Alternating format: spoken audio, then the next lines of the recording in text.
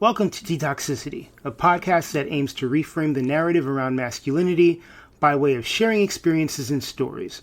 If you're looking for one of those alpha male podcasts that isn't centered around things like inclusivity and vulnerability, you are in the wrong place. Or maybe you're in the right place if you recognize that the Joe Rogans and the Red Pills of the world shouldn't be the norm. Anyway, I'm Mike Joseph, I host and produce this show, and I'm happy you're here. We are closing in on 5 years of this podcast, and I appreciate all the support I've received and would love to thank everyone who's been a guest now and in the future for allowing yourselves this space to share your story. If you'd like to know more about the guests, I suggest following them on social media. I usually mention where you can find them at the end of each episode. You can follow me on Instagram at DetoxPodGuy. You can request a free coaching consultation from me at mike-joseph.com. And you can support Detoxicity by spreading the word to friends, by liking and commenting on whatever platform you're using to listen, or by becoming a patron. Go to patreon.com/detoxicitypod and subscribe for as little as $3 a month, and you will get early access to episodes. I'll even send you a cool DetoxPod fridge magnet. Thank you for listening, and enjoy this latest episode.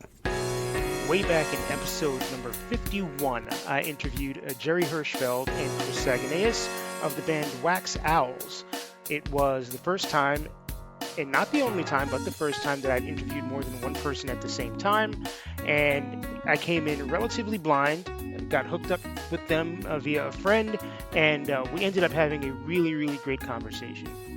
Years later, Chris and I have become friends, as have Gerry and I, but Chris and I have hung out more one-on-one. And I am very pleased to bring you a one-on-one conversation with Chris, just me and him. This is a long episode. I haven't had one of those in a while, but Chris and I just ended up going down rabbit hole after rabbit hole, and the conversation was so good. And I will let you know that this is an edit of the conversation that we had, which I think all in all ended up being like a 3-hour conversation.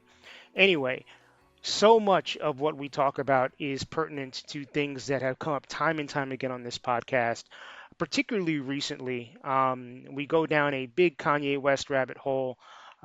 We talk about immigrants.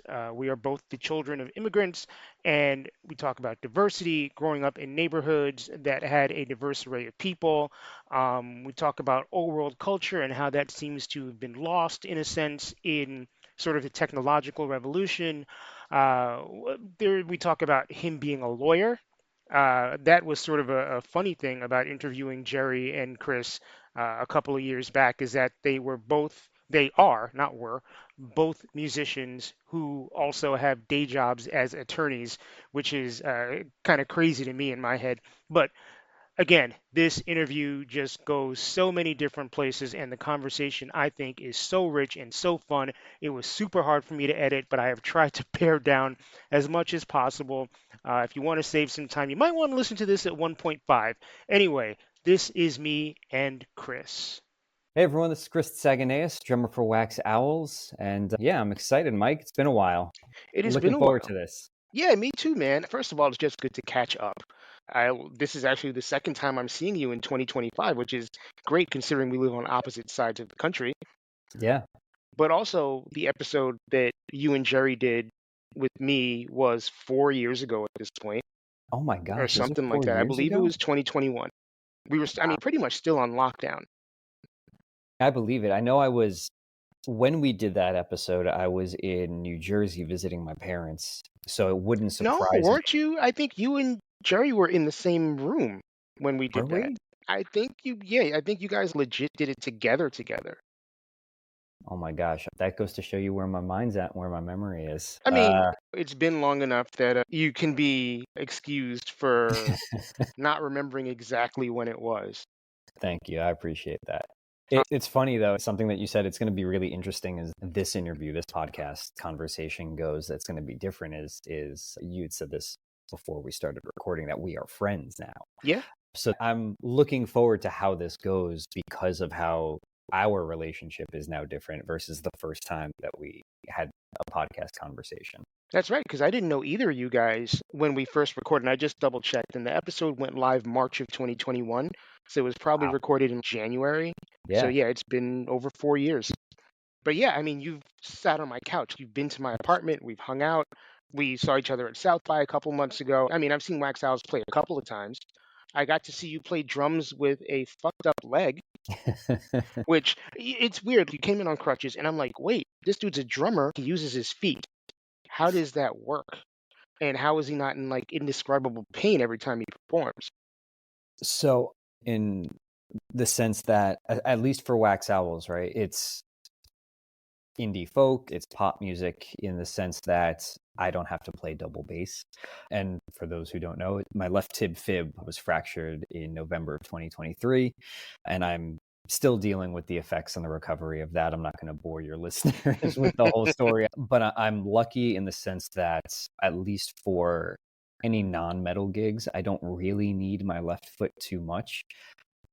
I played a gig with Wax Owls 2 weeks after my second surgery on the Jesus leg. Christ. So I was still in the wrap that I had coming out of the hospital. I couldn't put any weight on the leg. I hustled back there and just sat behind the kit. Also, I remember being a kid and Josh Freese, who is the drummer for Foo Fighters now, but at the time, Nine Inch Nails, a whole bunch of bands. everybody, yeah. Yeah. He broke his right ankle while he was on tour. They were playing, I think, pickup basketball or something when he was on tour with Perfect Circle, and messed up his right ankle very badly. And there's a photo somewhere of him with his leg in cast, and he reconfigured the drum set completely, and he played his bass drum with his left foot, and he finished the tour on this broken ankle. That's insane.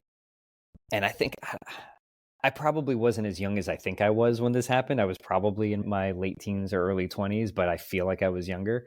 And I think the combination of seeing that and growing up as a hockey player, you don't miss anything. I'm not at all saying I'm nearly as tough as those guys or anything like that. But there's a mentality of, you have your job and you do it, and you can't play injured, but you can play hurt. Right. So I've definitely played a bunch of gigs hurt. This was just the latest one in a long line of them, and I kind of take it a little bit as a badge of honor, because I think sometimes musicians have a reputation of being kind of wimpy. So I want to try and fight that back a little bit. The Iron Man of rock and roll. I'm trying to be. I love it. So, had I been a really good podcast host, I would have actually gone back and listened to the first episode that we did, and I didn't. So, there's only a handful of things that I remember us talking about, and one of them was the fact that you and Gerry at the time were both like found. Well, I think Gerry had just quit his job, and If he hadn't, he was in the last few weeks of it. right. Yeah. And so both of you guys are corporate or were at the time. I don't know what the deal is now, which is what I'm leading to. We're sort of corporate professionals, also being musicians, which I guess is not super uncommon. But where is that at now? Well, I hesitate to speak for him, but I think for Gerry, it was almost even a bit rarer of a circumstance, because it wasn't just that he was an attorney. That's obviously a lot of work as a profession, but he was a lawyer at the biggest law firm in the world, like where Obama was a lawyer. He was working on huge, huge cases. He would yell at me for saying this, but as an attorney, he is my superior in that regard. I would defer to him in most legal matters. So I should hire Gerry, basically, if I need something, is what you're saying. Oh, absolutely.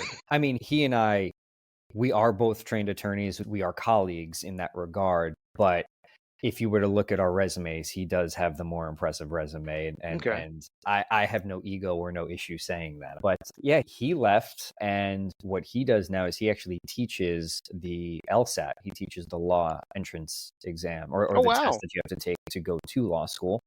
And that's his supplemental job. But he works full-time as a music producer. He has a pretty substantial roster of artists that he works with, and we've kind of become a duo in that regard. So he does a lot of the production, but I've built out a home studio here now, and I end up recording live drums on most of his artist songs, which is kind of a rarity these days. So it is a nice differentiating factor that he and I can give to these artists, which is like, hey, you pay a flat fee essentially, and not only are you going to get Gerry doing production and all of the things that he does, but you can have live drums on your track, which I think a lot of artists, especially in the indie folk space for sure, but even in the pop space, there's a novelty to it. I think because so many things are done, everything is done inside of the laptop or inside of the computer. And it's wonderful that we have the ability to do that. I think it's great that anybody can just have a laptop and create music.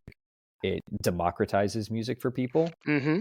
The barrier to entry to record your own music is significantly lower than it was when you and I were younger. Yeah, totally. At 16, you and I would have to go to a professional studio to record our music, and now you can do it in your bedroom. And I think that's awesome. But I think as a consequence of that, there's a novelty and maybe a romance to having people playing actual instruments on your songs now, because it's not as common.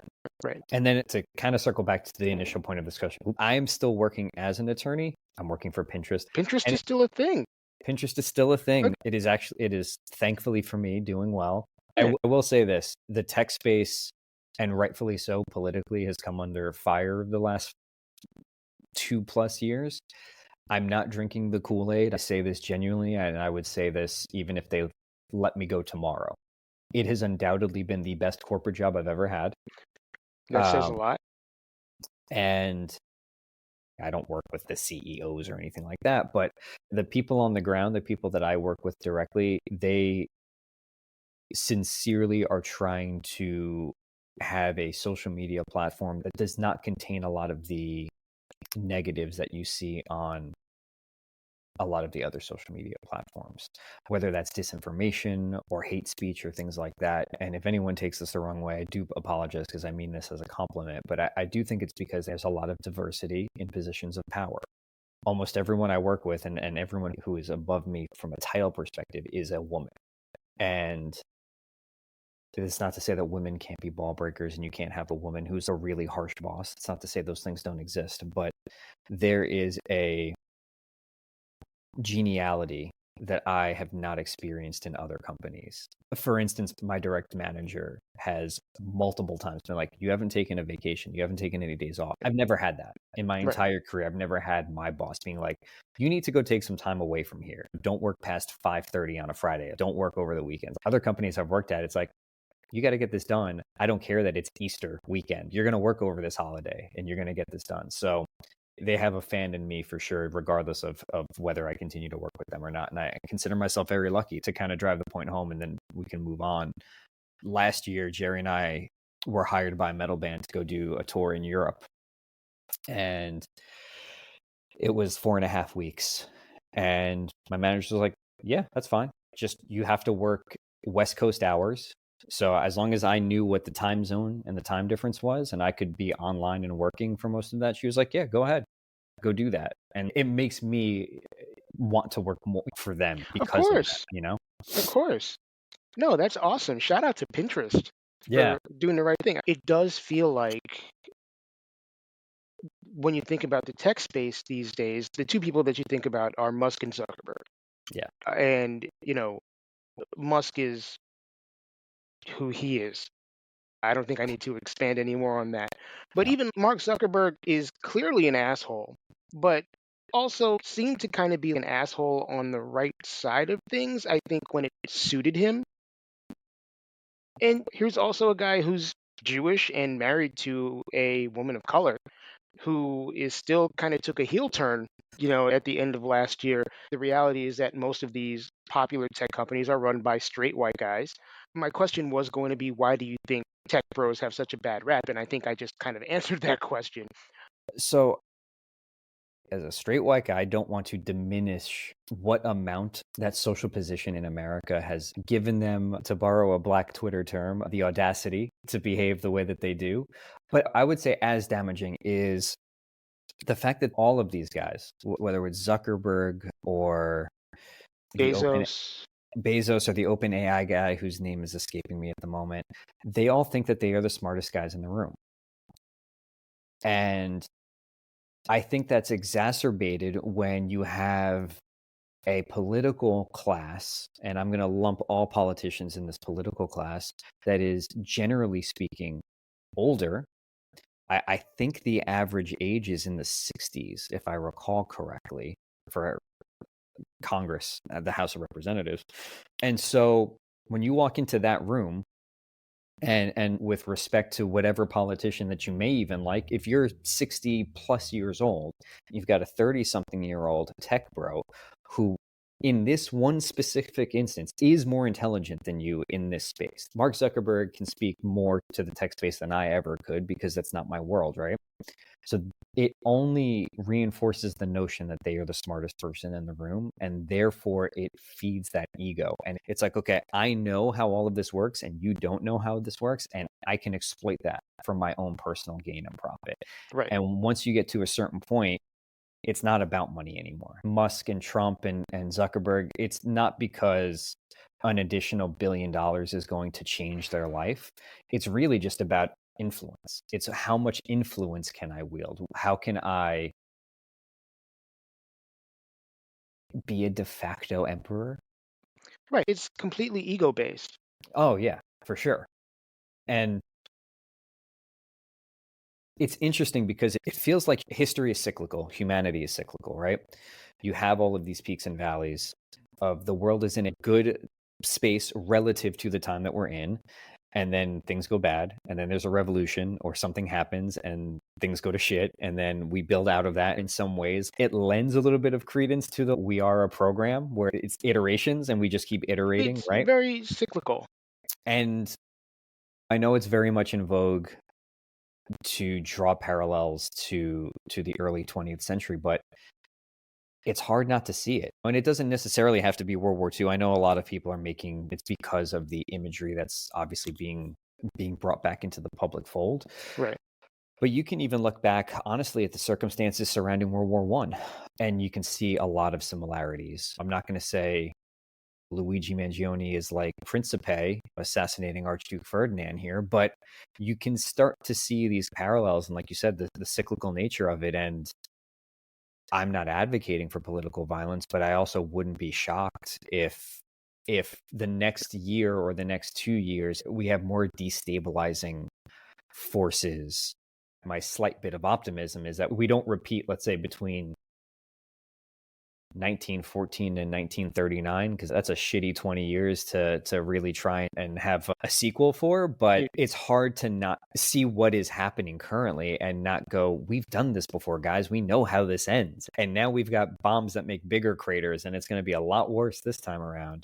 Right. As a slight diversion, Mike, I'm sorry. Have you seen I think it's from before about Kanye West, one of the things that he's done recently? I'm prepared to groan. So apparently he's put out a release that he's looking for men, and the first thing was no fatties, who have a skin color that is puffy combs or darker. This just came into my world, but my favorite line about this, and I say favorite dripping with sarcasm, is must be comfortable wearing swastikas. Which, if you are Diddy color and you are wearing a swastika, something is very fucking wrong with you. So let me ask you, not to turn the tables and become the interviewer, but I'm obviously not African American, unless we go back 2 million years. I don't have immediate ties to being African American. I'm not asking you to speak for the entire community, but I am curious. Sorry, let me make a slight tangent and then I'll ask my question. Okay. I can understand African Americans who are, let's say, raised in the church having certain conservative views politically. There's a direct line there. If it's like, okay, I grew up in the church and I don't agree in gay marriage, that's a direct 1-for-1, and I can follow the train of thought. There's nothing inherently, let's say, racial. There's nothing tied to race in that thing, right? How is it? Because it's more than just Kanye. He's not the only one that has these views. He's not the only Black American that has these views. What am I missing other than this attempt at being more intellectual? It seems sometimes when it's explained that it's an over intellectual. I'm smarter than you and you can't see that I'm playing 4D chess and you're playing checkers kind of a thing. And Right. but the 4D chess is all conspiracy based. There's nothing based in fact. So I'm curious if you've had any conversations with other African Americans where this has come up potentially, or there's any sort of conversation around, hey man, how is this a thing beyond Kanye? Kanye, okay, whatever, that's one person, but speaking more broadly, sorry. And are you referring specifically to anti-Semitism, or is it just a broad stroke, super conservative I'm Trump supporter? No, the Trump supporter thing does baffle me, but I kind of think about it almost the way that when you see a lot of Spanish speaking immigrants where they are kind of like, well, I came to America and I did it the right way. And that's why I'm conservative, because if I did it the quote unquote right way, then all of you other Spanish speaking people can do it the right way. And you are giving me a bad name. And I say that as having witnessed that firsthand. Sure. But I'm honestly actually asking a more pointed question. I'm not doing a good enough job of enunciating it, specifically as it comes to, quite frankly, Nazism and the swastika and that kind of imagery. You can be black and be anti-Semitic. That's kind of irrespective of a lot of other things. You could be black Sure. and be an anti-Zionist, and that's irrespective of a lot of other things. It's hard for me, and maybe this is because I live in an echo chamber where my Black American friends are all very much left-leaning, and so there's no part of me that's like, I can see Mike getting into this and adopting it. There's no part of me that thinks that way, but the ball's not hidden. You know what I mean? Right. Yes, we know the swastika has its roots in India and whatever, but specifically the Nazi swastika. Right. There's no room for nuance. Right. It stands for what it stands for. And white supremacy, I understand why that adopts the symbol. But seeing Black Americans sticking up for Kanye and adopting that symbol, the dissonance that I just don't understand. I don't understand it either, to be perfectly honest with you. I mean, look, everybody that I associate with, regardless of skin color or ethnicity or whatever, is left-leaning. I am not close to anyone that is not from middle to the left of the spectrum, you know. I do have family members that are conservative. I have family members that are Trump supporters. I presume that I do not have family members who are not Nazi sympathizers. I hope. Right. But even the more conservative members of my family are people that I don't really associate with anymore. I think some of it is Kanye's influence. It's just most people are followers and not leaders. And here is a guy who has tremendous influence. And I think there's a lot of people who are just blindly following. One thing that's really, really interesting to me is oppressed people oppressing other oppressed people. Because it's like the same thing that can happen to you if you're Muslim, Latino, gay, whatever, can happen to you if you're black. And actually, it's probably more likely to happen to you in a lot of cases if you're black. And it's also not to say that there aren't black Muslims, that there aren't black Latino people. My grandparents came here from the Dominican Republic. They are black Latino people. That there aren't tons of black gay people, black trans people, for every black Jewish people, for every no oppressed party lives in just that one space. So some of it is following blindly and a sycophantism that Kanye himself has just surrounded him with. I think at this point he just kind of lives in a world of people who metaphorically suck his dick, which, that never ends well for anybody. Someone asked the ghost of Michael Jackson what that feels like. But also, we live in a world now where rightfully there are no absolute truths, but wrongfully people can bend a story however they want to bend it and say that it's the truth or their truth. Right. We live in a world where people are not as educated as they need to be, because you can go on Wikipedia and read something and it could be littered with mistakes or inaccuracies, and people are reading that as gospel. It's not cool to be properly educated anymore.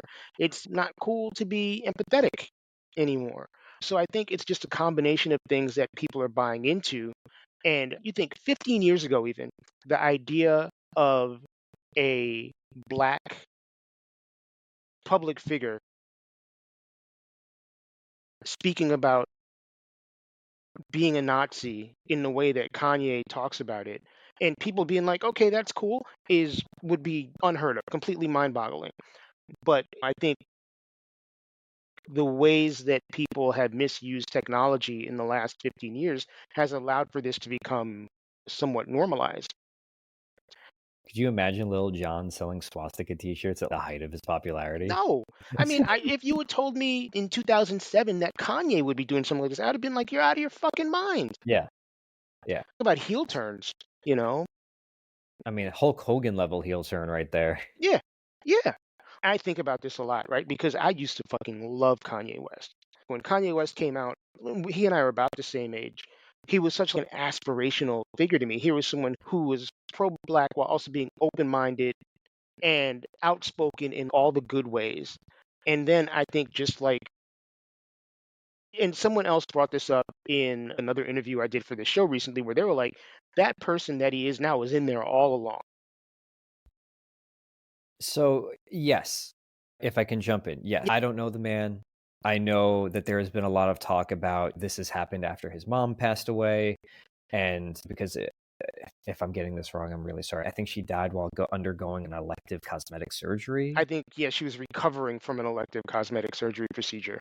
I know a lot of people speak about that, and they speak about the fact that he has mental illness, whether it's diagnosed or undiagnosed, but more importantly, potentially untreated mental illness. Yes. And to the other person you were interviewing's point, both of those things can be true, and it can also still be true that this was always there to begin with. Yeah. Irrespective of those other two things happening. Yeah. Because I can't fathom that most people wake up one day and just go, this is what I'm going to do now. It's not a perfect analog, but the way that we view Kendrick Lamar right now, it would almost be like if in 10 years' time he was making this turn, right? Because he's so vehemently pro-black in the best ways and open-minded in the best ways. At least I view him as a positive public figure in this space.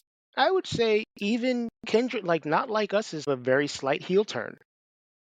It is. I and maybe I'm being apologetic about it, but I think maybe because it's directed a bit more pointedly, it feels a little bit less of a heel turn. And it feels almost like he's what's the right word? I'm drawing a blank on my wrestling lingo now, because you've got a baby face, you've got heels, but he's like a baby face who has like a little bit of a heel to him. He's like an anti-hero in some respects with the track record. Yeah, just because this has been on my mind, you plugged into something that's been on my mind a lot recently, not only with the rise of black people. I was like, well, there are alt-right gay people too. Not just the rise of alt-right black people, but sort of just what the fuck happened to Kanye. And that led me down, and I don't want to take over this interview. I'm supposed to be interviewing you. This took me down a rabbit hole of restorative justice and how do we take someone who has clearly gone through at least one traumatic event in their lives, severely traumatic. The most recent Kanye stuff that I read was when he was on Twitter or X or whatever the fuck it is, talking about how when he was a child, he essentially was sexually abused by another child, teenager, whatever. And it's like, okay, we are all products of the trauma that we endured when we were younger or even older. Most of us are pretty bad at processing and healing from trauma. How do you balance the whole, like, this guy's a complete asshole of it all, and then still balance that with the sympathy you feel because obviously things happened that led him to this place?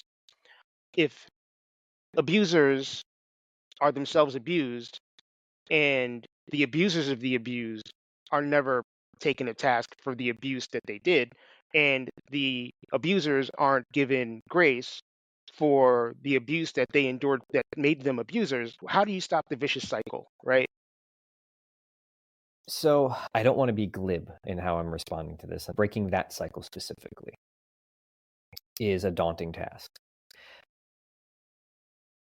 But it is a slightly less daunting task when you have the money and the access that someone that Kanye has. He can get help if he wants Yeah, to. absolutely He can do the work if he wants to. He could also take time out of his busy schedule to focus on his healing and his path in a way that most normal people, and I'll limit this to America, the average American, does not have access to. If you have suffered the abuse that Kanye suffered, but you are a single mom working two jobs, when are you going to have the time to try and break that cycle of abuse? Right. When are you going to have the time to try and dedicate yourself to healing? So I'm not saying that money will solve everything, because you as an individual have to put in the work. Going to therapy and just throwing money at therapy without any sort of, it's like, I think it was a pope who said prayer without action is just wasted effort or something like that. Agreed. And it's the same kind of thing with therapy. Therapy without action is wasted effort. There's someone in my life who was having an issue with some internalized racism that they didn't realize they had internalized from other family members and relatives, saying some things that when you're a kid, you don't recognize what that is. And then you become an adult and you start realizing, like, I'll give you an example. It is not pertinent to this person. I'm trying to protect their anonymity. Totally. If I, let's say I was dating a Haitian woman, by way of example, and I was completely in love with her, but I was like, I'm not going to marry her because I am worried about having biracial kids. Right? Where does that come from?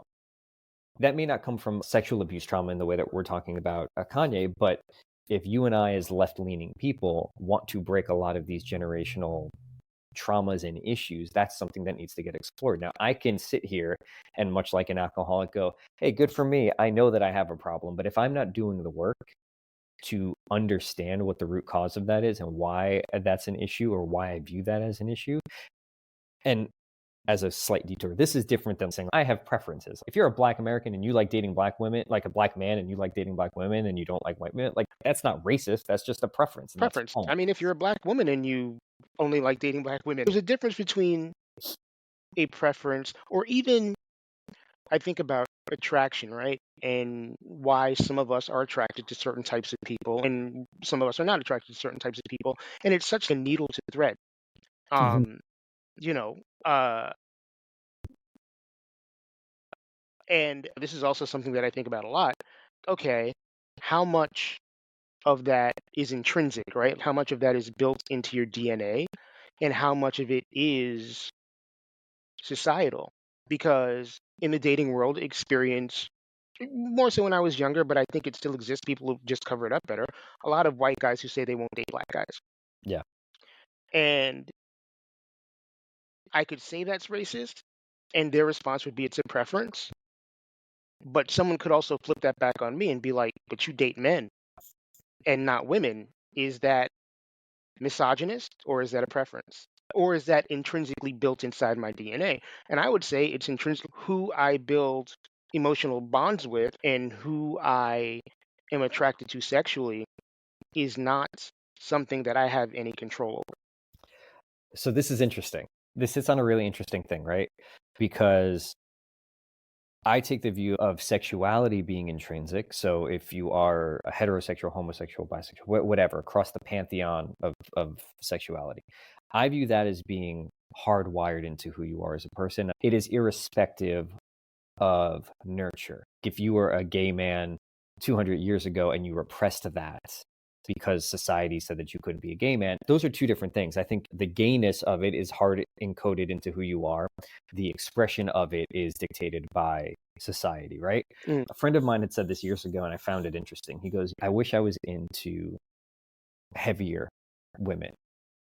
And I looked at him and I was like, why do you say that? He's like, because I feel like the women that I'm attracted to has been dictated to me by what society deems as being beautiful. And the point that he was making is like, if you go back to other points in human history, being larger was what was seen as being beautiful, right? So the racial component, what you were touching on, right? White guys not dating Black men. I tend to view that as being societal to a point, right? I'm going to sound super, super left wing here, and I just kind of don't care, but I think this is when the conversation of representation mattering is important, right? Because that white dude that you went on a date with, had he seen interracial expressions of interracial gay couples at a younger age, would that have changed what he is attracted to? Maybe, maybe not. But at least at that point, you can almost make the argument that it really truly is just a preference, right? Like, I just prefer 6 foot tall blondes. Right. But at least you could say, hey, I grew up seeing black guys and white guys dating together, and I still made this choice, for lack of a better word, but I still have this preference because look, this is who just I am. what I am attracted to. Right. And I think you get a little bit closer to the attraction part of it, being closer to the sexuality part of it, as being hardwired as, hey, I have seen and have been exposed to all these different flavors of coupling, but this is the version that I am attracted to and that I would like to see and build a future with. It's an interesting philosophical and biological conversation because I don't have a background in either of these things. So this is Right. just my own anecdotal rantings, I suppose. No, I mean, that's what this is a space for. And to push back on two things. Please. One is speaking to the visibility of interracial same-sex couples. I mean, if someone's my age, very likely they grew up not seeing same-sex couples at all, Right. but still turned out to be gay. So that, I think, was something that's part of the threading the needle part. Where does one stop? Where does one start? So on. Really quickly, just to Yeah, comment on the point, I think that's why for me, the sexuality part of it is to me, it's so obviously hard coded because hardwired. it's like you could go your whole life never seeing a gay couple, but still know that you're gay. Right. And Right. the other thing I would argue, and this isn't necessarily a point you made, but talking about sexuality specifically, I would posit that, like how some people say homosexuality is a choice, I would actually argue that heterosexuality is more of a choice than homosexuality is, because sexuality, I'm fairly certain at this point, exists on a spectrum. Hmm. Most people are not 100% heterosexual or 100% homosexual. Sexual attraction and romantic attraction can exist on different scales, that whole bit. But I think from a socialization standpoint, straightness is hammered into particularly men so much that I would be as certain that there are plenty of men who identify as heterosexual that have homosexual urges. There are probably more of those than there are homosexual men who have heterosexual urges. 100%. 100%. And I know I always say his name wrong. Is it Kinsey?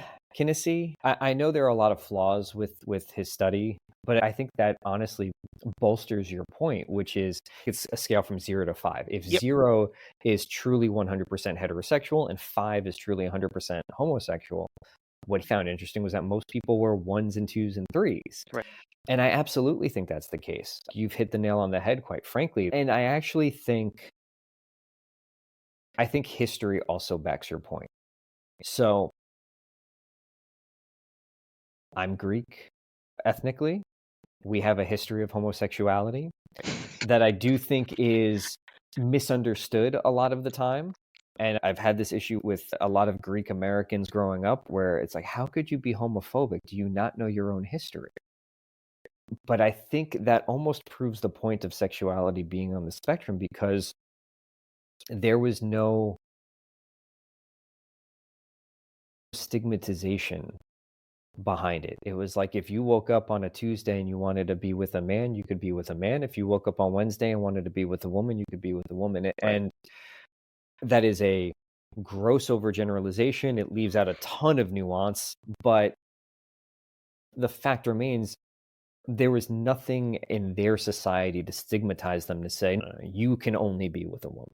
It Right. doesn't matter that you have these urges. It doesn't matter that you find this man attractive." And I think it's a confluence of a lot of different things. And I'm sure this is going to upset some people. I think Christianity has a huge part to play in Totally. this. I think capitalism has a huge part to play in this. They walk hand in hand. And I'll only speak to America because I'm an American and I can only speak to our culture and how things, I think, our puritanical founding, while also part of Christianity, but I think just the specific type of Christian, the Puritans being the founding Europeans, because obviously we had natives, but the founding Europeans that came here were puritanical. They were essentially expelled from Europe because they were so fucking radical. Right. And again, I'm oversimplifying a lot of nuanced and complicated history here, but I think no matter how far we've come from that point, because at this point it's 400 years since Plymouth Rock, I think a lot of that is still left over in the fingerprints of America, right? Oh, yeah. It's why you can't say fuck on the radio. It's why, and excuse the crassness, but you can't have titties on TV without people losing their goddamn minds. These are not issues in France. These are not issues in Spain. You can curse on TV and on the radio. You can show nudity and it's not sexualized. It's not, and again, those countries have their own issues when it comes to sexual violence and misogyny. And Sure. but there are certain parts of that they are getting right. And there are certain parts of that we get so wrong. And quite honestly, and I know this is going to balloon into a bigger conversation, I think a lot of that repressed nature that is encoded into American society is what leads to a lot of the other bigger societal issues that we have. It leads to the isolation of men specifically. It leads to the radicalization of men specifically. It leads to the misogyny, which again exists in those places, but we have incel movement feel specifically American, and it's because of all of these other factors. There's a great book that I read in college, and I really should see if it's been updated. I've referenced this book a lot post-Trump. It's called Bowling Alone. I had to read it in a sociology class in college. So at this point, the book is probably 20 years old or older. But the TLDR with this book is essentially that in the immediate post-World War II era, the 40s, 50s, and 60s, Americans were much more community-based. Men, specifically for the purposes of this conversation, were parts of bowling clubs. I mean, shit, the Flintstones, it was a gag in the cartoon that Fred would go bowling, right? Right. And they would hang out at the Knights of the Columbus or the Rotary Club or whatever. And men would get together and they would congregate and they would have community and they would have each other. And women would have their own social clubs, whether it was book clubs or playing canasta, whatever. And we have increasingly lost that in America. We have increasingly isolated ourselves. You don't have block parties anymore. You don't have these neighborhood get-togethers. And I'm old enough that we had a couple block parties when I was a kid coming up. We knew all of our neighbors. I mean, one of the cool things about where I grew up in the suburbs, my immediate block, 6 out of the 8 houses were young families with kids all within 3 or 4 years of each other. We all knew each other. We all hung out on the block together. The doors were open. We went outside. We played together till the lights came on. And you all knew, okay, if I was the oldest one in the group, I was trusted with making sure that the younger kids were looked after, you know? And to further that point, the other parents on the block knew that they could discipline all the other kids, not corporally, or if they didn't feel comfortable disciplining, they were going to rat you out to your parents, which is the right thing to do. We raised each other as a community. So if I was fucking around and Mrs. Garrison saw me, she'd be like, yo, Mrs. T, your son was out here doing some dirt. I'm just letting you know, and I'm trusting you that you're going to take care of it and do the right thing. Right. And to go back to the book thesis is that now we are all bowling alone, and that increased isolation leads to increased radicalization. Yes. And I think the history between, let's say, 1980 to today, the last 50, 40 plus years, has borne that out. Yes. Yes, absolutely. The last person I spoke to for this show, and the episodes are probably going to go out of order, so it's not going to necessarily tie into the person listening. We have had conversations about the same thing. This person grew up in Brooklyn, is maybe a decade older, a little less than a decade older than I am. And we both kind of talked about the community, and clearly from me talking to you, it's not just a Black community thing, but when I was growing up, everybody on our, I mean, not everybody, but a lot of the families on our block knew each other. All of the kids definitely knew each other. We hung out together, we played together. If you were fucking up, somebody on that block was going to go to your parent and be like, Mike was fucking up. Yep. Or they would take matters into their own hands because there was this culture, and some of it was the time, some of it was the fact that our community was very much an immigrant-based community that had old country values. It was the whole take a village mentality. It was very, very community-based. And even by the time I had moved out of my grandparents' house in 1993, that had changed. Yeah. So I'll give you two stories to almost drive this point. And whoever is listening, if you are younger, this is not just like blinded through the lens of nostalgia. Nope. I want to be very clear about that. That is not what this is. So we got lucky. Where I grew up, the town itself was very white. It was white middle class, blue collar, a lot of construction, firefighter, that kind of thing. But for whatever weird reason, my actual block happened to be very multicultural. So we had German Irish next to us, but there was a Japanese family, there was a black family, there was a Jewish family, there was a Filipino down the block. Hand to God, this is a true story. Our direct next door neighbors were Korean.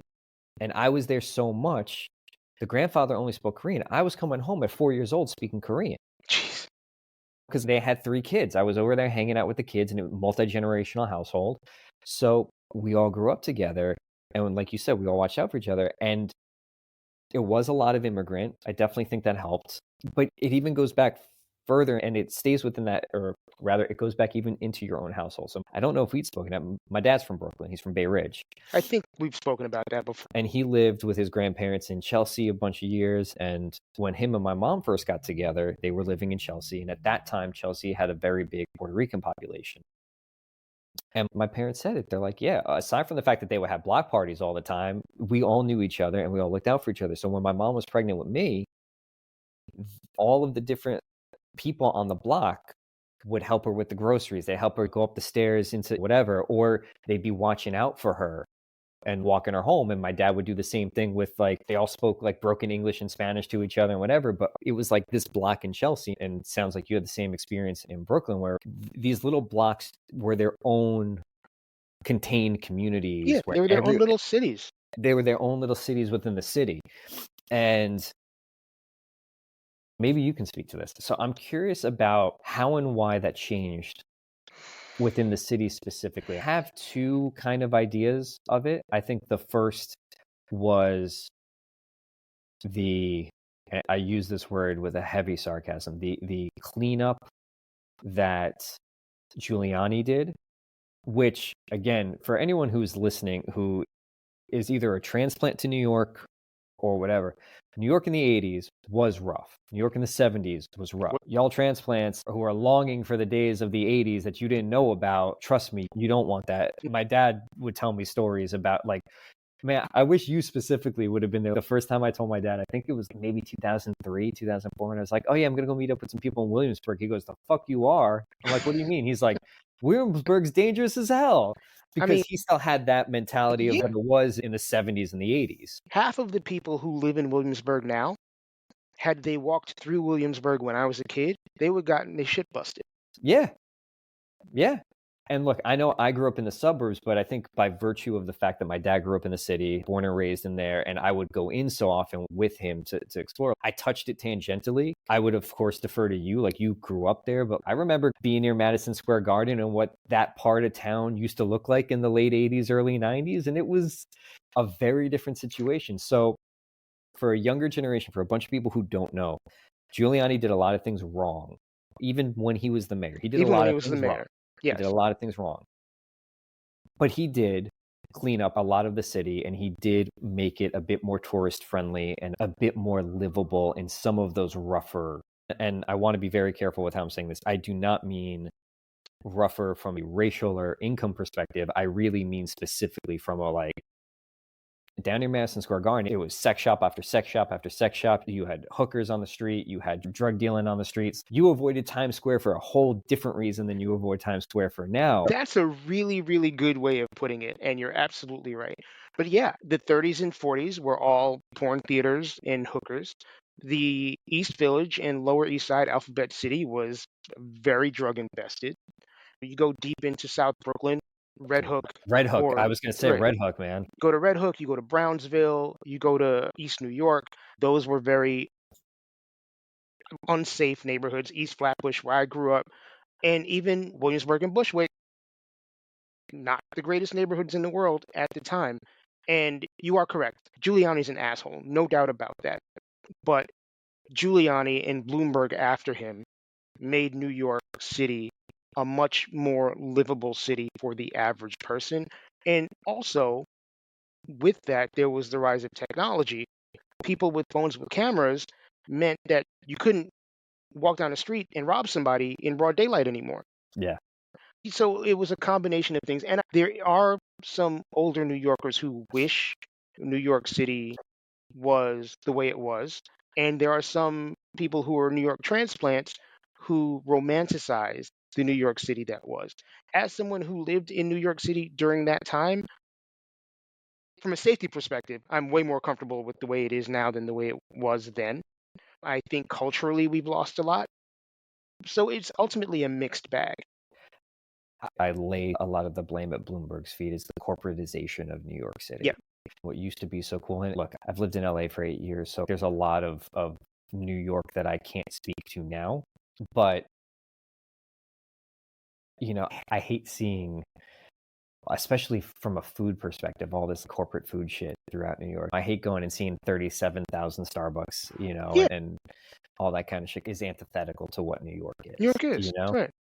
But I'm curious if the consequence of the increase in safety and the increase of making New York a more livable city, as you put it, was that loss of community. And again, I can't speak to it because I Right. didn't live through it. But for the time that I did live in the city, I lived in the Lower East Side. I was near Alphabet City.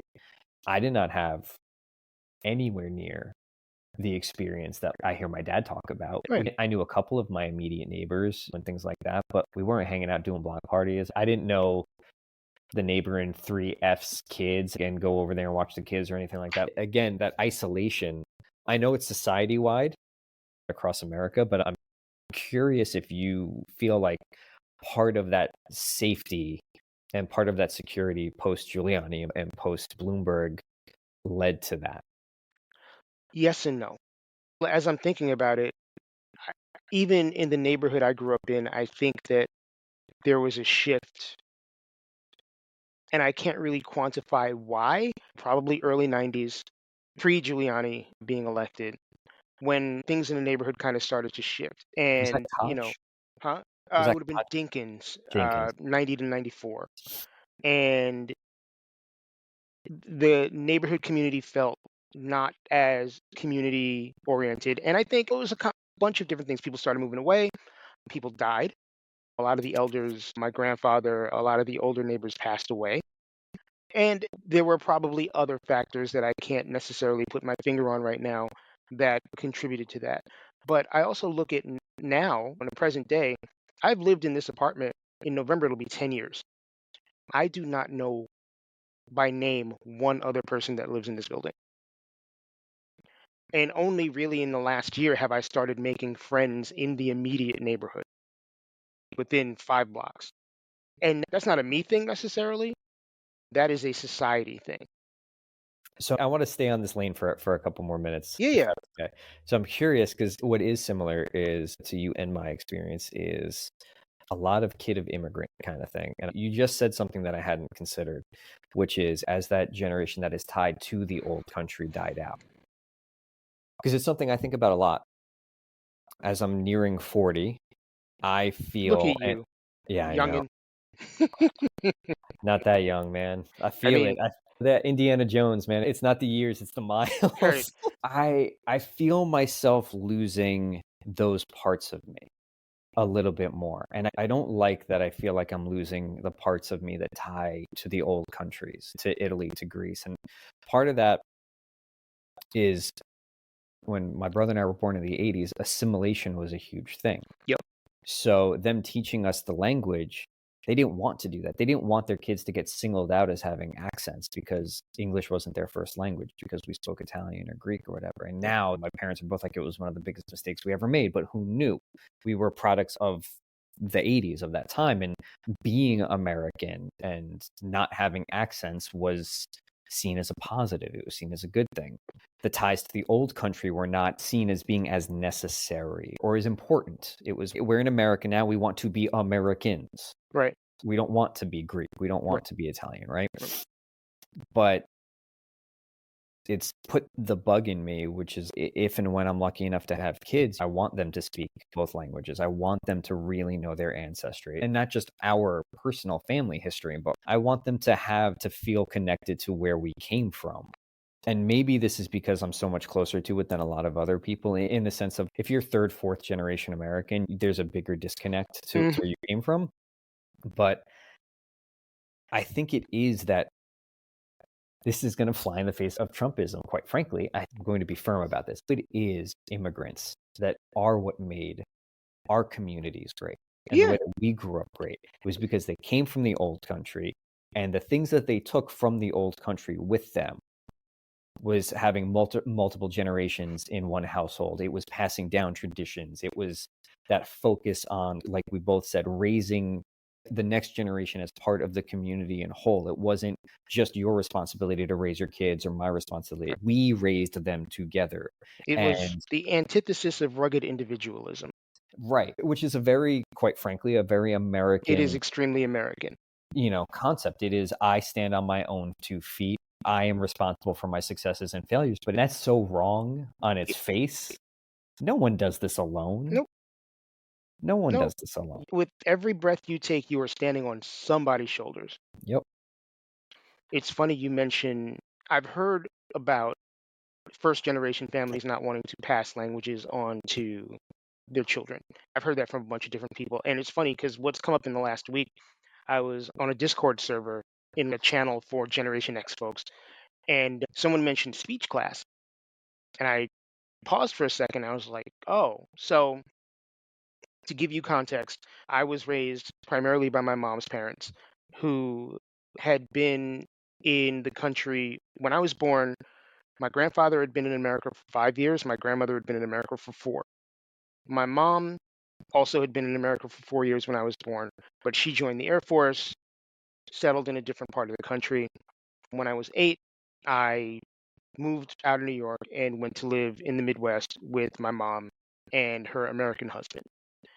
And they sent me to speech class.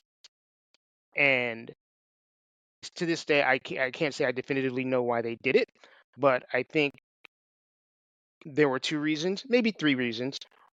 One is because I sounded like a New Yorker, and they wanted me to not sound like a New Yorker. And 2 is because my grandmother and my grandfather never lost their accents. They sounded like people from the Caribbean. My mom has had the flat Midwestern accent pretty much for as long as I've known her. And I think they wanted me to sound less Caribbean, less urban, less other, which on one hand, I guess I get it, I understand. But on the other hand, it kind of sucks the culture out of you. And this goes to a larger point. So I think because America is a young country, we're a bit behind where a lot of other countries are. So to use an analog, Italy has a lot of dialects, and they went through something similar. So there's Italian, proper Italian, let's call it. And then each region has different dialects. So where my grandfather was from, he was northern Italy. He was closer to that part of the Swiss-German border. His local dialect had more of a Germanic sounding influence to it. My grandmother was from the south, in a part of the country where the Greeks thousands of years ago had settled and invaded. So her area dialect had a little bit more of a Greek sound and influence. So their dialects, they couldn't speak to each other if they spoke to each other in dialect. It was almost like Cantonese and Mandarin, you might say, right? Mm-hmm. And when my mom was growing up in Italy, you were looked down upon. There's an Italian word, it's cafone, which it's hard to translate, but essentially it's an othering term. It's a condescending othering term. And you would be called a cafone if you were speaking in dialect, if you weren't using a textbook, government Italian, right? And a lot of these dialects, if they didn't die out, they were on the verges of dying out. And then around the late 90s into the early 2000s, there was a renaissance, and it was like, no. This is as much a part of our heritage as the rest of Italy, as Romans are. Like, these dialects are really important, and we need to keep them alive. There's been a concerted push, and I don't know how, right now at the present moment where it is, but I know that there was a concerted push to have it in high schools and things like that.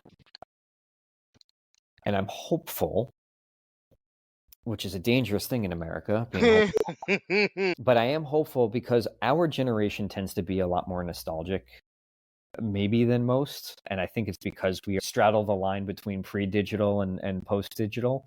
But at least I know amongst my immediate peer group that we hate the standardization of the American accent.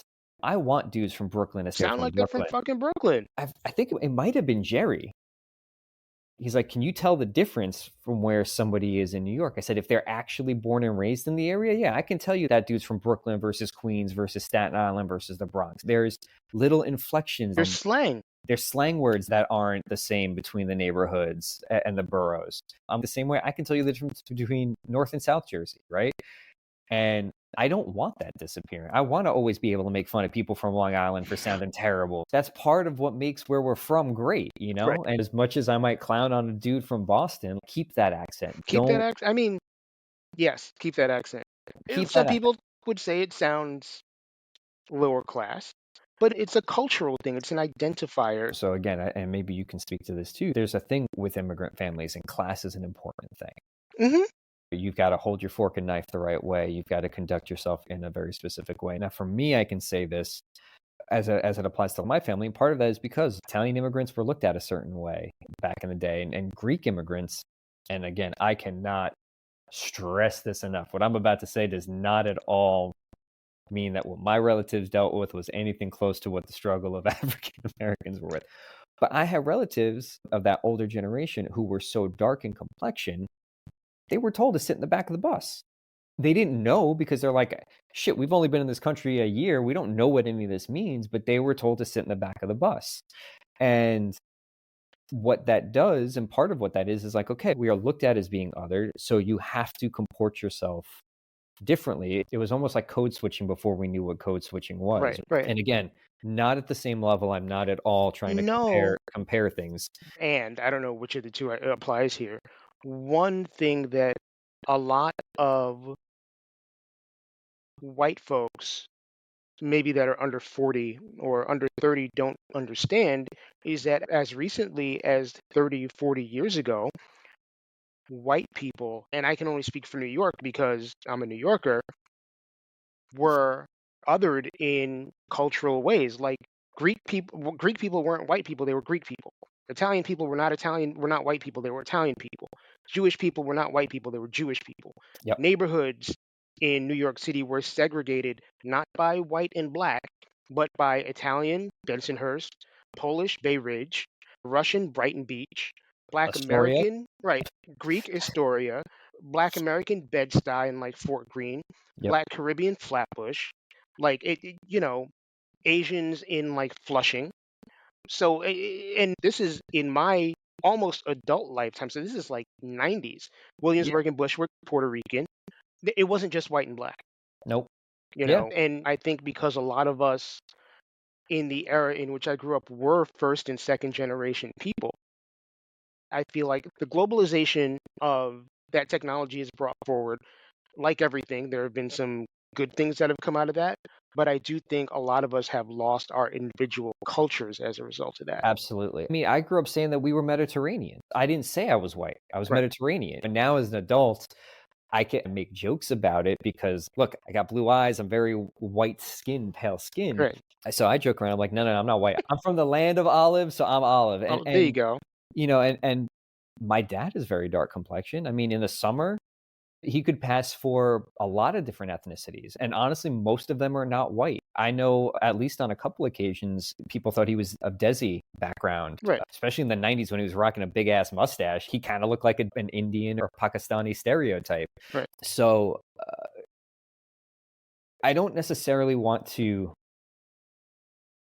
get back to that in the sense of like, from a political perspective, I have all of the advantages of being white and white presenting. You know what I mean? And I'm trying to find the right word, the correct way of phrasing all of that. But there's a homogenization happening that I kind of worry about. And I'll preface this for anyone listening. That's not saying what I want. And I know you don't want the same thing, which is like, okay, Greek people go here and Italian people go here.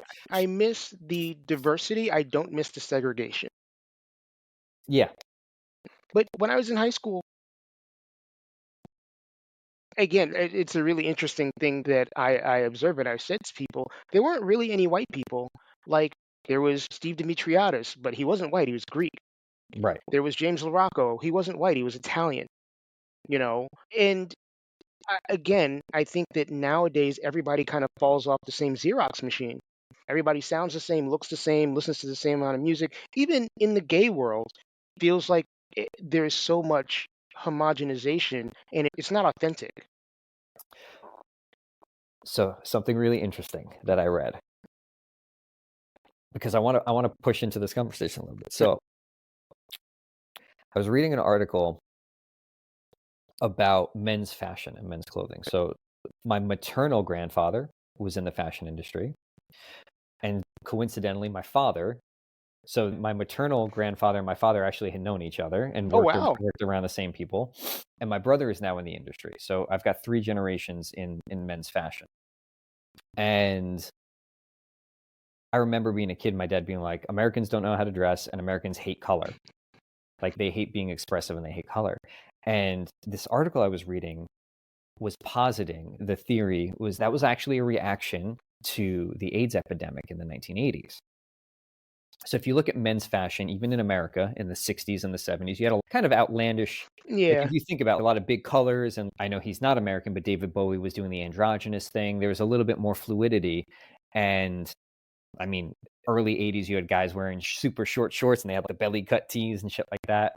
Straight men were wearing Yeah. this.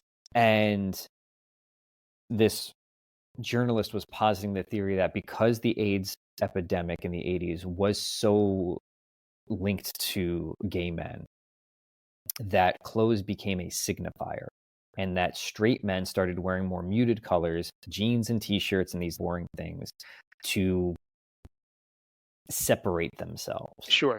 from that. Sure. I'm interested about that, and if you have any thoughts and feelings. But to your point about the homogenization in the gay community, I'm curious, do you feel like that is a result of,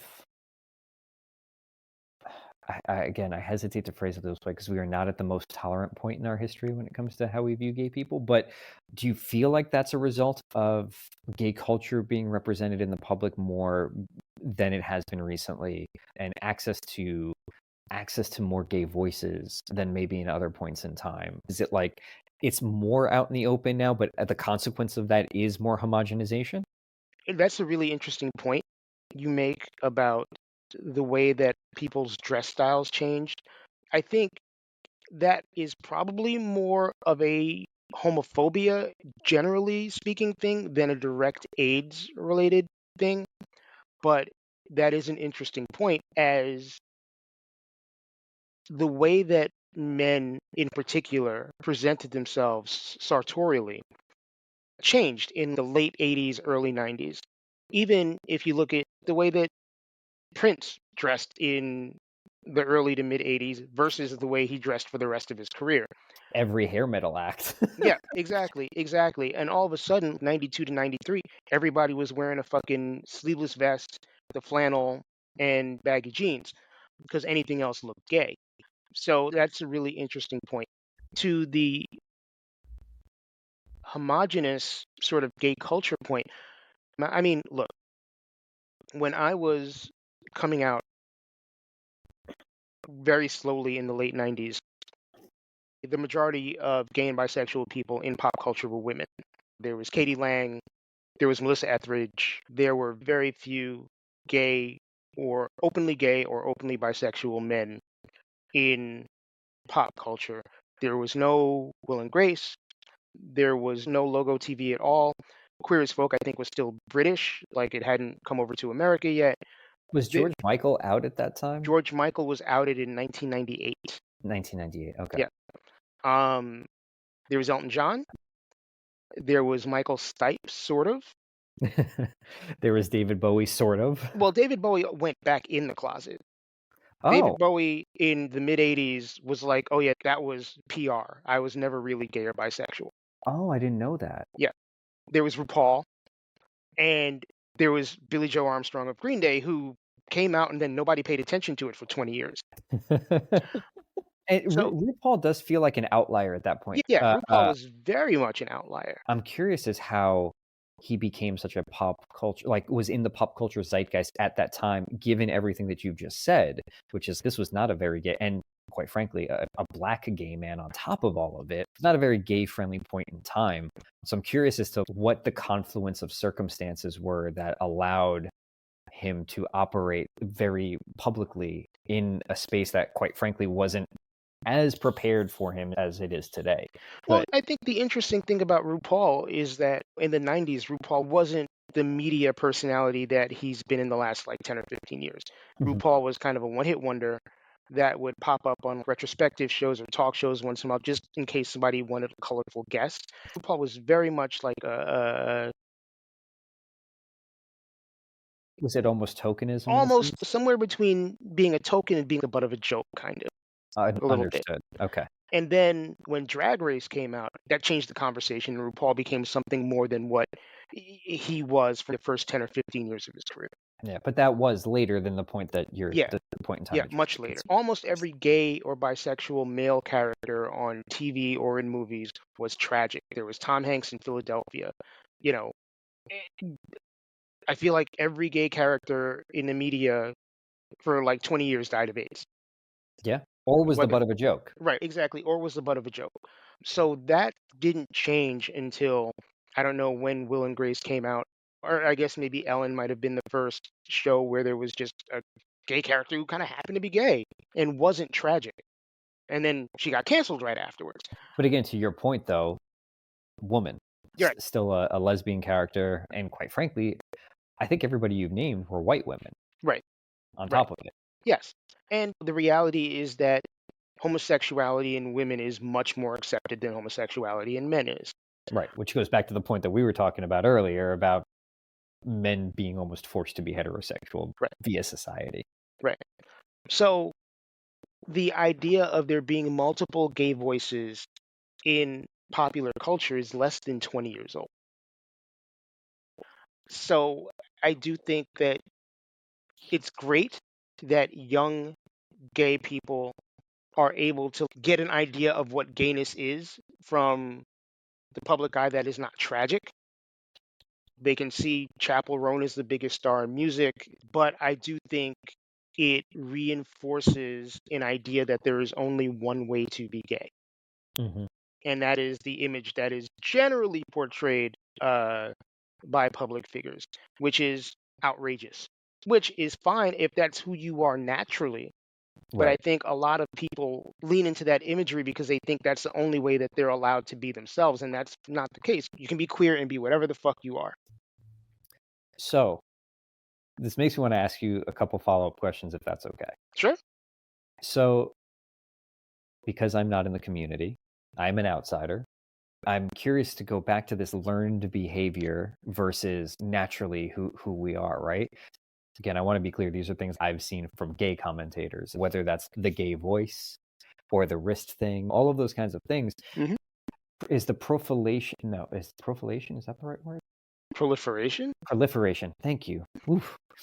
Proliferation of those things, a consequence of it being the things that you're seeing publicly, and therefore, to your point, young gays are seeing that and going, this is how I have to behave, and that leads to the homogenization, versus how much of that is naturally occurring, for lack of a better word. And I ask this because, so I got lucky in this sense.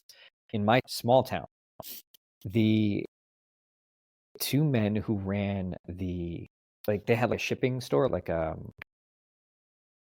stationary, and you could ship parcels through them. It was a gay couple, Tom, and I'm drawing a blank on his partner's name now because it's probably been 25 years since I've seen them. But Tom was very much what we would call in our conversation right now, let's say the stereotypical gay, very effeminate, loud colors, the outrageous kind of person. But his partner, and I don't mean this condescendingly or inappropriately, but if you saw him in any other context, there's no obvious visual connection that he's anything other than just a white dude walking down the street kind of thing. Right. And as I got older, I've been curious about whether either one of their responses is a response to how society, especially at that time, because I was too young to think like this, I was 8, 10 years old, viewed homosexual men. Where Tom, who was the outrageous loud partner, was saying, no, you know what? Fuck you, society. I'm going to live as big and as outrageously and as colorfully as I possibly can, flying in the face of your homophobia. And his partner, while comfortable enough to be out and live with this man, and eventually they got married, did he repress wanting to be an outrageous, colorful character? Or was he just always like, I'm just a dude and I happen to be gay? The finishing thought of that is this is all tying into this larger conversation you and I started with of that nature versus nurture kind of situation. Yeah. Like, what is intrinsically a part of who they are and how they want to express themselves versus what part of their outward expression has been influenced by external forces. And this is just a philosophical question that we can't ever know the answer to, but as a gay man, I am curious because I'm sure you've had more conversations with other gay men than I have regarding this. So I'm just curious if you have any insights regarding that. I think it really depends on the person. I think about there certainly being parts of me that when I was younger felt like I had to butch up. Mm-hmm. And I think there were parts of me that were forcibly butched up for me when I didn't have the language or didn't know how to push back on that a little bit. So some of it is nurture for me. I can't speak for anybody else.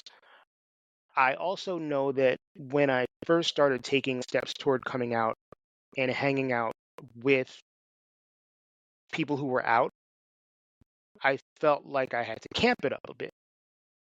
And that there was a very specific way to be gay, and it meant you went to this club or any club and you did this and you hit on people this way. And there was almost like an indoctrination into being gay that some circumstances happened, and I was able to kind of sit back and reflect on that and be like, this doesn't feel like me. Mm-hmm.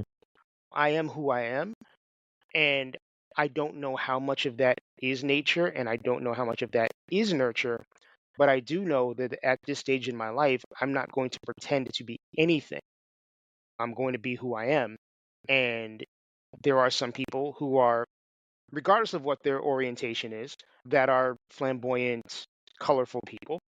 And there are some people, regardless of who their orientation is, that are reserved or conservative or introverted. And it's fine for you to be whoever you are, just be who you are. I think again, everybody's story is different, and I think there is tremendous nuance involved in that. Totally agree. I guess maybe a better way of framing what I'm trying to get some insight on is, to borrow the phrase again, is it's similar to code switching in the sense that it is a conscious decision. Like in this, younger you was consciously saying, in this environment, I have to code switch and camp it up, or I have to butch it up because of these circumstances, whether that's as a survival mechanism because you're around intolerant homophobic people, or which I can understand that being a lot more conscious of a thing versus being around the gay community and trying to fit in. And to your point, I think it's something as a straight person doesn't understand or doesn't have a similar experience in terms of you had to immerse yourself in gay culture and figure out what was authentically gay to you. And part of that experience, if I'm understanding what you were saying correctly, is that you had to camp it up a little bit, or you had to try on these different hats until you figured out what actually was authentic and fit with your personality and how you wanted to outwardly present yourself as a gay man. Is that a fair? That's fair. I think when I was a kid, it was definitely frowned upon to have any, for lack of a better term, sensitive characteristics. And I grew up where I grew up, which was definitely very much a survival instinct oriented environment. So I knew I had to do what I had to do to survive, and I had to act how I had to act to survive. And some of the need for survival was real, and some of it was imagined, was kind of like a what if or just in case. But either way, I did what I had to do to survive. And I think once I came out or started to come out, because that was a long process, when I was in queer spaces, camping it up was a way to make myself seen. It was a way to call myself out or a way to flag. So people wouldn't be like, who's this straight guy here? You know? Yeah, that's Yeah. totally fair. And now I do code switch in a lot of different ways because it's like black, not black, queer, not queer, Brooklyn, corporate America. I've exposed myself or been exposed to so many different types of things in so many different environments, but my code switching is not conscious. It's funny you say that because I don't mean to offend the Black community on this, but I know I code switch. Like, I know I do. Right. The way that I speak with certain people is more relaxed than I do in corporate settings. Right. And to me, that's way more who I am authentically. When I get together with my boys from Queens, like, the way that I am with them, I know that's who I am. Right. And it's completely unconscious. I just fall into it. And it's actually afterwards that I find myself reflecting like, oh, it's such a weird headspace sometimes. And the post code switch headspace is such a weird space to get into sometimes because it's like, why can't I just be that person all the time? And then you're like, well, that's because the rest of the world doesn't understand you the way that these people understand you. And I don't mean this condescendingly, whether sympathy is the right word or empathy, but it's in those moments I'm like, oh my God, I can't imagine what it must be like to have to live in that headspace almost all of the time, but for the moments when you're alone. It's a weird place. And I think I've reached a point in my life where I'm fundamentally Mike all the time. And maybe at work, I'm a little bit more articulate, for lack of a better term. Maybe when I'm Well, that's a around, coded ass word, man. it is a super coded ass word. Maybe when I'm hanging around my black male friends, there's a little bit more bass in my voice. Maybe when I'm hanging around my family, a little bit of patois sneaks into the things that I'm saying. But I think fundamentally, I'm the same person in all of those spaces now. Yes. But it took me a really, really long time to get there, which is where the code switching, but not consciously code switching, kicks in. It's almost more of a demeanor than it is a personality switch. Yeah. You are personality wise the same person, but you're putting a little salt on it on this one, or you're putting a little spice on the other one. Right. It's just kind of adjusting the recipe of Mike for the situation, but not Right. changing the fundamentals of the dish. Right. And after a while, things kind of start to blend together. Yeah. And again, it's kind of just reaching a point of comfort where it's not conscious, you're just being you. And I'm very conscious of the way that I sound depending on who I'm talking to, but I never consciously feel like I have to change my demeanor or change my language or change anything in front of anybody. Yeah. So I don't know. It's an interesting space to be in. For sure. But even with this podcast, I listen back to these and I'm like, I sound slightly different talking to somebody from Brooklyn than I would speaking to someone that's not, I don't know, man. It's so And complicated. I think that part of it's interesting because I think there's an unconscious comfort level, right? When you start hearing people with that accent, you just slip into a Let's slip certain right back thing. into it. Exactly. Like, I'm the same way. When I go home, I slip into the way that I am and a lot of my mannerisms, the way I speak, so different here in LA than when I go home. Right. And when I come back, it's like a 2 or 3 day adjustment period. I joke around. I'm like, oh yeah, the guinea came out. I got to put the guinea back in the closet. And to kind of tie a bow on all of this, I want that.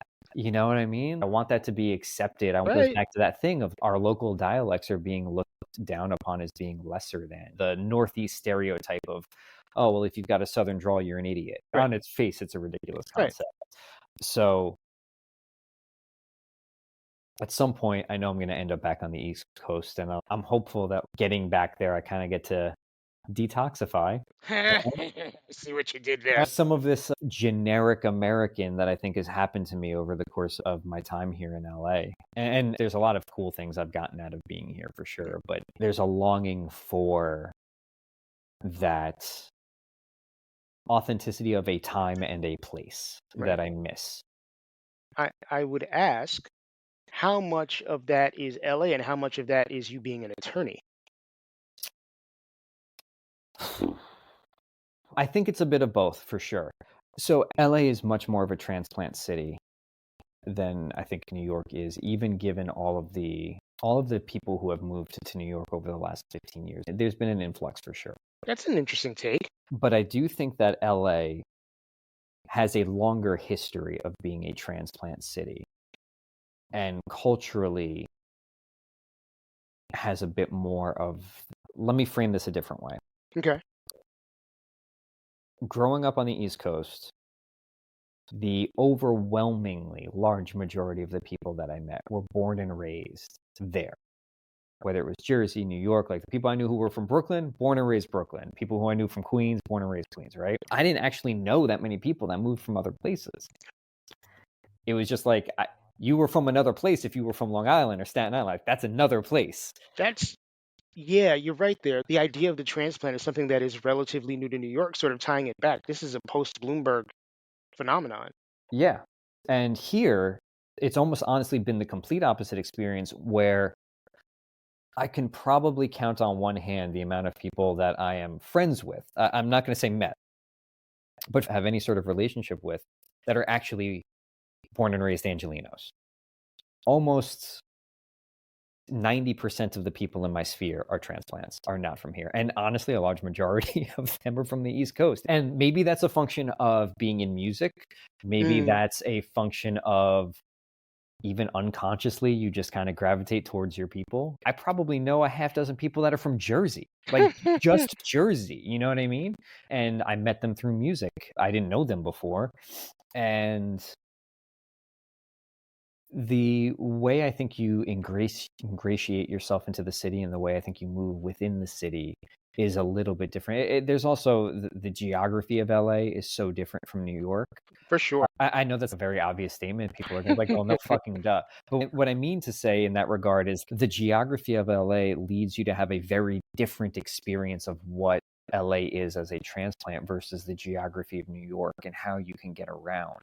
I remember when I first moved here, I asked my now ex-fiance, I was like, what would you consider the center of LA, right? If somebody says New York, you're like, Manhattan's kind of what springs to mind, and then everything else flows around that. And she said, the center of LA is whatever is in a 3 to 5 mile radius around where you live. Okay. And I was like, that doesn't make any fucking sense. And then I lived here and I was like, that makes total fucking sense. Because if you live on the east side, for example, you're probably not going across the 405 that often. You're not going to the west side that often. If you live on the west side, you for sure are not coming to the east side that often. It's not as simple as the analog, I suppose. They're going to catch a stray here, but the analog is Staten Island, man. It's like, if you live in Staten Island, you fucking stay on Staten Island. Staten Island, yeah. And that's it. Yeah. But if you live in the Bronx, you're not just staying in the Bronx. You're going all over the fucking place. You're going to Manhattan. You're going to Queens, especially Queens and Brooklyn because it's the same landmass, you know. But that doesn't exist in the same way here. It's just a wildly different experience. And I think as a result of that, and also because there are so many transplants, you kind of have to walk on eggshells. The LA sensitivity thing is a little bit more real with transplants, I think a little bit more than LA people. Huh. So guys like Gerry, born and raised LA, I feel like I can be my straight up East Coast self and like he gets it in a different way. Okay. Whereas I don't feel like I can really be that, like, I'm not gonna say I'm a walking fucking New York Jersey stereotype, but like I couldn't be that person without running into a lot of, again, I'm going to use a lot of cliches here. Just bear with me for 1 second. Do your thing. There's that thing of New Yorkers are kind, but not nice. They'll talk shit while they're carrying up your stroller and your kid up the subway steps. Yes. But LA folks are nice, but not kind. I don't feel like that is a fair estimate. I don't feel like that's a fair characterization of actual Angelenos, of actual people from LA. Okay. I think that is a truism for transplants. And the reason is this. Actual Angelenos have more in common with you as a Brooklynite or my dad growing up all over the city, because they're growing up around a lot of Mexican immigrants. They're growing up around a lot of Chinese or Korean immigrants. They're growing up around a lot of Armenian immigrants. That thing is way more prevalent amongst actual homegrown Angelenos. But because you get so many people moving here for the music industry, for acting, for modeling, for all those kinds of things, and people are moving to LA specifically to advance their career, the artifice, all of these things that get labeled as being LA, it's not because of people who are from here. It's because of everybody who moved here. Because when you move here, and it's like, oh, I'm from Lawrence, Kansas, and I moved to LA because I want to be an actor. Most people's first interaction is like, oh, hey, I'm blah, blah, blah. What do you do? Right. What do you do? Oh, you can't help me advance my career? Then I'm off not to the next. interested. I'm off to the next. It's never been my experience with actual born and raised Angelenos being like that. They tend to be closer to what we grew up with.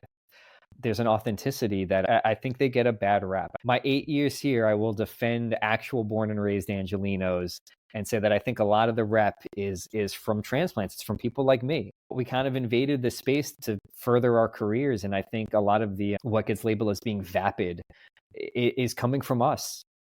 That is Yeah. such an interesting take. I don't know that I know any, I guess aside from Gerry, born and raised Angelenos. When I go to LA or when I experience people from LA, and maybe part of this is also because I work in the entertainment industry, vapidness is very apparent to me. And it's part of the reason I don't like LA, because everybody's too pretty. No one seems to have a brain in their head. And I mean, I'm generalizing here. And there's not a lot of depth. So I can speak to that in some regard. So everyone being pretty here, I honestly think there's two very simple explanations for that. I think the weather means that you don't have the winter as the off season to put your hibernation weight on. You have to look good 365 days out of the year.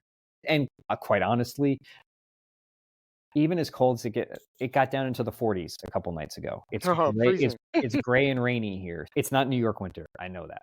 But as cold as it does get, at least in Southern California, you can always be outside. Even when it gets down to the 40s at night, it'll still be in the mid 60s during the day. So while Angelenos might be walking around in puffer jackets because they're weak as shit, it's all good. They are outside all of the damn time.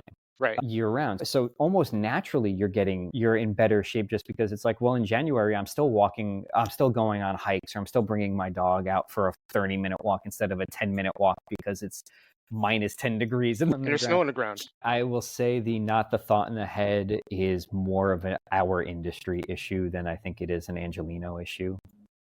Again, Gerry and his wife are good counterpoints to that. They are both incredibly intelligent people.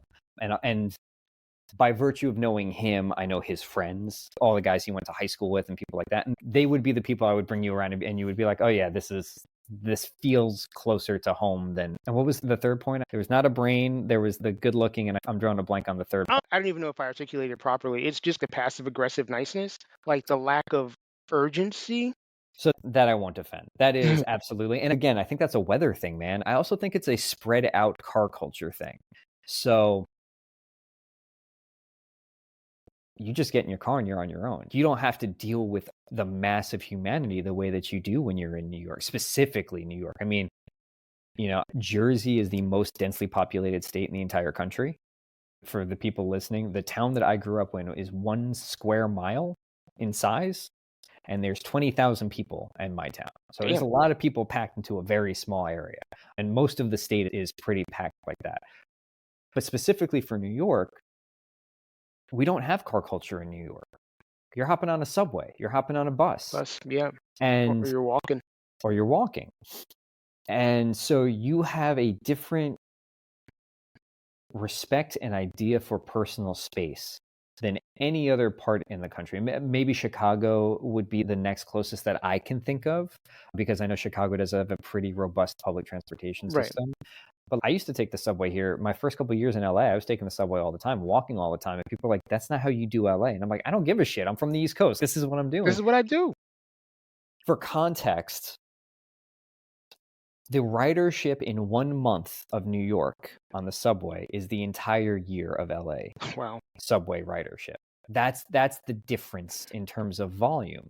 So you don't have to deal with people in the same way. And that passive aggressive, a little bit more relaxed thing is a combination of the weather and not being forced into sardine cans underground with 1,000 other people. The New York truism of if the subway car is empty, you don't fucking go in it You is don't go in there. is not true in LA, because every subway car is fucking empty. Empty. That's crazy. But yeah, that also totally makes a lot of sense. We've been talking for 2 hours. I know you're going to have to edit a lot, I'm sure, but I hope this part makes it. For everyone who does listen to these podcasts, I don't know what the other ones are like, but my favorite thing is when we started, before you even hit record, it was like, we're friends now. Yeah. So I know a couple times you said, oh, you're interviewing me, but I like that we just had a conversation. We just had a conversation. I would much rather that than it just being like you tap your index cards on the desk and are going through stuff. Chris, tell us about wax owls. Yeah, man. Fuck wax owls. No, No, but that's what I aim for. And some of these conversations, maybe just because I don't have familiarity necessarily with the person, do feel a little bit more interviewee. And I also feel like those are not always the best episodes. The best ones to me are the ones where we hit record and then we just go. Yeah, I mean, we had 3 topics we were talking about in email. And I don't think we covered one of them. I don't think we did at all. And I hope that your listeners get more out of this, honestly, than anything else, because like I think it's just a more I hate using this word, a more authentic thing. But it's like this is just like if you and I didn't hit record, we'd be having this conversation. We'd having this exact same fucking conversation over a drink and some tacos or something. Yeah. Like this is, we are giving you all who are listening kind of just a peek into what our relationship is and our world. And I hope that that's valuable. I hope that the people listening get something out of this conversation, because I know I did. Every time you and I have a conversation, that's the thing. It's like I was having a drink with a new friend yesterday, and I told him about the podcast, and he was super interested. And it was like, why do you do it? And I was like, honestly, I do this for me. Yeah. Like the ability to, how many times am I going to get to sit and have a conversation with you for 2 hours? Right. Exactly. Not unless you and I are going out for drinks and getting food together and hanging out. The odds are, I'm sorry, I got to plug in my laptop. You know, the odds are we don't. You know, Right. we both have very busy lives. Obviously, and if nothing else, if it's just an excuse to hang out and shoot the shit, And man, catch up, yeah. I'm always down for it. And the reality is that I know you exponentially better 2 hours later than I did at the beginning of this conversation. Absolutely, yeah. And you know, selfishly for you and I and for our friendship, that means like now we've got more things that we can talk about than when the next time we see each other in person. So no, I as always, man, I'm so grateful for the time. I'm grateful for the conversation. I'm grateful for the space to have conversations that maybe other people would kind of get their hackles up and get a little defensive about. You know, I try and preface a lot of my my questions as much as I can, so that you and the listener knows that it's coming from hopefully a good place. Yeah, I wouldn't be entertaining this conversation if I didn't think it was. You know, I mean, the reality also is that more people need to be having these kinds of conversations. You know, that's how we understand each other. I mean, you and I demographically are different, I guess, even though we essentially come from the same fucking place. But I think this underscores the fact that we come from the same fucking place. Yeah. Actually, I have a question. Do you know geographically where a lot of your listenership is from? Is it from the East Coast? Actually, I don't know that. I did like a demo poll maybe a year ago, and I know that most of my listenership is American, but I didn't drill any further down than that. Just because I'm curious, like because we come from essentially the same place. It's interesting to me to know, like, is this a lot of, it'd be, on the one hand, it'd be cool if it's like a lot of New Yorkers going like, yeah, fuck yeah, I remember the 80s. Like, yeah, I know it, On the other hand, it's kind of like I almost wish that both geographically and maybe age-wise, where that it's primarily people who don't know this thing. I'm hopeful that a lot of what you and I have spoken about is new information, and if nothing else, like, don't take the shit that we're saying as gospel, but like take it as a jumping off point. Take it off as a point to hopefully think about some things differently. It's like, Hopefully being able to have conversations that maybe you didn't feel comfortable having with people. Real quick before you jump in, there's a podcast and an Instagram page that I have just become obsessed with. I'm going to get the name of it now. Okay. It's terribly depressing, if I'm being perfectly honest. Oh boy. It's called, I'm so sorry, people should have in America. It's called The Necessary Conversation. And it's a brother and sister who do a hour-long podcast with their parents. Ooh. Their parents are lost down the MAGA hole. The dad is honestly one of the most infuriating people. It's I'm gonna warn everybody. It is, if you are left leaning, it is rage inducing. I can tell you that for certain. But what I do appreciate is that is the concept and the premise of the podcast, which is like the son and his sister are obviously left leaning. They are very politically savvy, very politically educated, and they're using it as a vehicle to try and understand. It's not, they're not defending their parents, they're pushing back on them and their ideas. But if nothing else, it's an interesting take, and it's something I really advise if you are not a MAGA person and you have MAGA people in your life, I highly recommend listening to a couple of the clips, whether it's on Instagram or listening to a podcast, because it might give you some ideas on how to approach those people in your circle. And it doesn't mean that you're going to convince them. It doesn't mean, but I feel like they're approaching it in a way that maybe you can have some of these harder conversations with people who don't listen without it becoming angry and aggressive. And the way that you and I were able to have a conversation, despite like, I know we're aligned, we're on the same page, but the fact that we can have a conversation like this without raising our voices, highly recommend it. I think it's well worth everyone's time, just with the caveat that the old man is going to make your blood boil. Trying to minimize my blood boiling these days. Yeah. It is. I watch like 30-second clips while I'm in the bathroom, and I'm like, that's enough of that for the day. Yep. Yeah, I feel that. But no, I mean, those conversations need to take place. And, this is where, and again, I'm kind of just repeating sort of typical Mike Joseph talking points. This is where allyship becomes like a really, really important thing, because an issue I have is that people who are left leaning are not having these conversations with people who are right leaning in their lives. Yeah. And there are conversations that maybe I can't have because I'm Black and queer, more so queer than Black.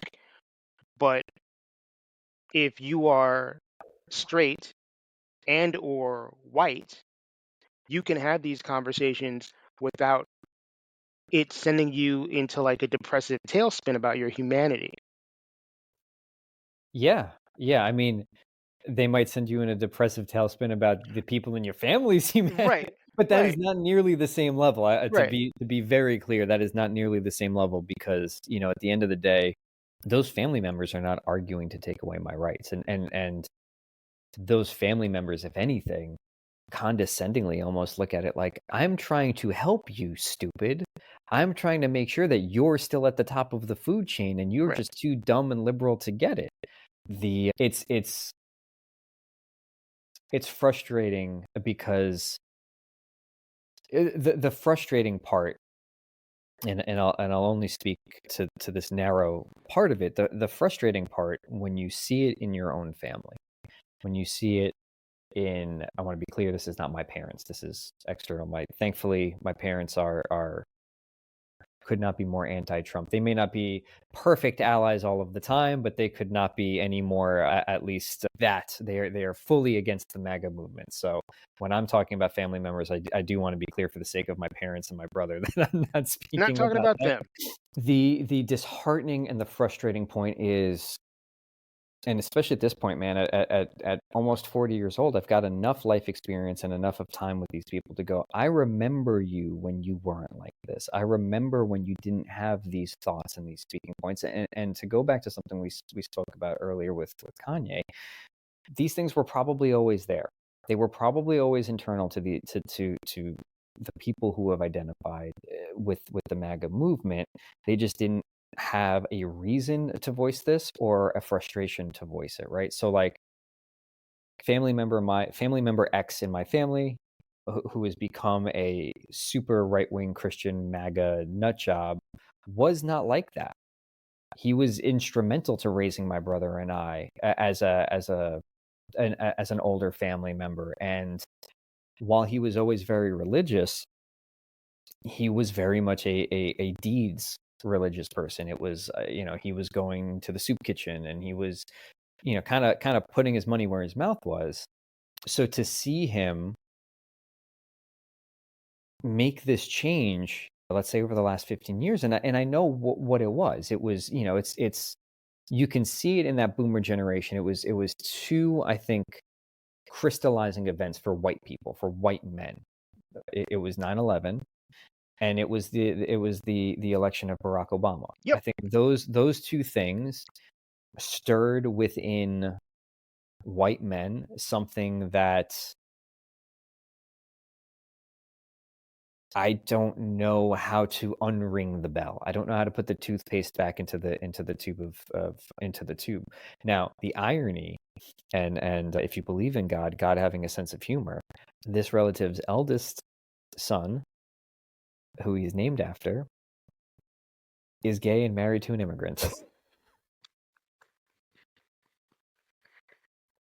And I'm not laughing from a place of negativity. It's chef's kiss. If there is a It is. God, If there is a it's God, chef's that kiss. is a direct proof that God has a sense of humor. And quite frankly, if there's a God, not only is that proof that God has a sense of humor, but that also that you're on the wrong side. Yep. You're looking for signs of God. Here you go. Here you go. Maybe don't be a MAGA bigot. Maybe that's the sign, and I say this with humor because you kind of have to, and to end this point, the last troubling and frustrating part about this is, like, you see these people who they are good people in other parts of their lives. And I don't understand the cognitive dissonance of how you can do all these other good things and be a quote unquote moral person. But then in this thing, you are just so, it's like all of that other external stuff goes out the window. Like, you're the first person to come into the hospital when somebody's there and hurt. You're the first person to help out somebody when they're in need. But yet you want to take away rights from other people.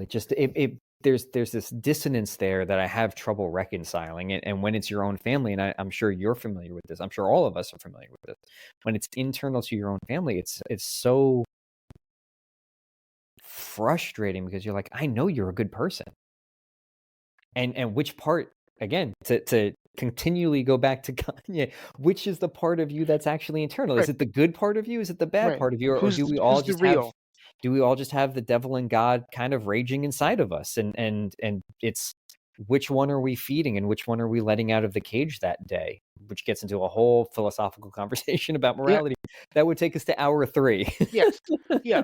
And you know what? We should, at some point, cover that topic and the other topics that we intended to cover.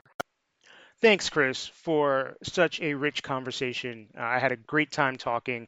Hope we can do this again, whether on or off mic, in the very near future. I just thank you for taking the time on a Saturday afternoon and sitting down and having a great conversation.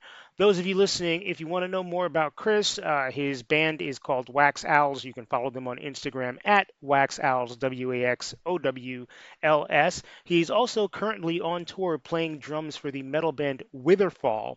So if you are interested in the metal and you want to check him out there, check out Witherfall. Thanks again, Chris. Really appreciate you. And let's do this again sometime soon.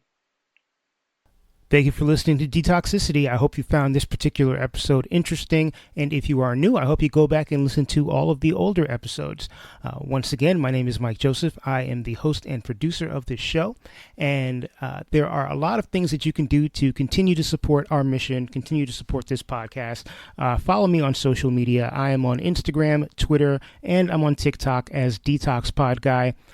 You can also send me an email if you'd like. I'm at detoxpod@gmail.com. I am always on the hunt for people with interesting, inspirational, and powerful stories. So if you know somebody who fits that bill, or if you yourself fit that bill, please don't hesitate to drop me a line via email or via social media. Please make sure you subscribe on your podcast platform that you're listening to this on. Rate, comment, help a brother out, help us move up in the rankings. Follow me on social media. Like I said, follow our Patreon, or subscribe to my Patreon, actually. Patreon.com/detoxicitypod. You get access to exclusive episodes. You get episodes a little earlier than the general public. You get a cool ass sticker, lots of stuff. Once again, patreon.com/detoxicitypod. Quick shout out to Calvin Williams for providing the music and doing his magic on the logo, which was originally designed by Jacob Block. I thank you all for listening. I wish you all the best. Please take care of each other. Till next time, peace.